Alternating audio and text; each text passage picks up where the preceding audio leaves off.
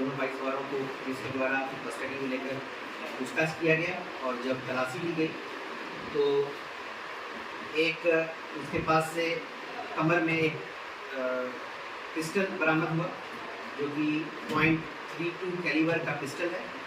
उस पर Indian ordnance factory GSF लिखा हुआ है और कुछ लिखावट में हल्का खुर्चा हुआ भी पाया गया है, जैसे कि कुछ मिटाने की कोशिश की गई हो। और वह पिस्टल में जो मैगज़ीन था वह लोडेड था, उस मैगज़ीन में 5 बुलेट्स थे और दूसरे पॉकेट में भी जब चेक किया गया तो एक और मैगज़ीन मिला और उसमें 6 बुलेट्स लोडेड थे। तो टोटल 2 मैगज़ीन, 1.32 कैलिबर का पिस्टल और 11 बुलेट्स मिला। जो पिस्टल मिला है उस पर इंडियन ऑर्डिनेंस फैक्ट्री लिखा हुआ है और जो फिनिश है उससे लगता है कि वह फैक्ट्री मेड पिस्टल है। हो सकता है, अभी अनुसंधान में पता चलेगा, हो सकता है वो किसी का लाइसेंसी पिस्टल हो।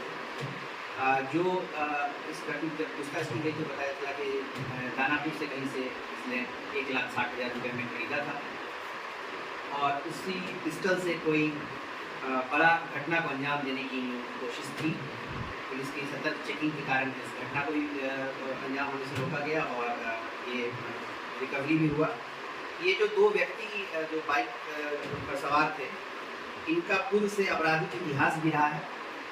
इन दोनों पर पूर्व से 2 आर्म्स एक्ट का ही केस दर्ज है उद्वंत नगर थाना अंतर्गत। एक केस में हाई कोर्ट के द्वारा बेल पर है और एक केस में ये फरार चल रहा था, आर्म्स एक्ट केस में ये फरार चल रहा था, वंचित था। और ये जो व्यक्ति है, दोनों का नाम है, पहला है विकास चौधरी उर्फ गोलू चौधरी, पिता रमेश चौधरी, साकिन बेलाऊ, थाना उद्वंत नगर।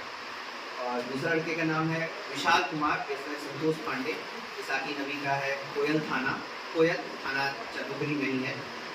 दोनों जिला भोजपुर के ही रहने वाले हैं। और बरामदगी में एक मोटरसाइकिल जो R15 था वो बरामद हुआ है, उसका चाबी है।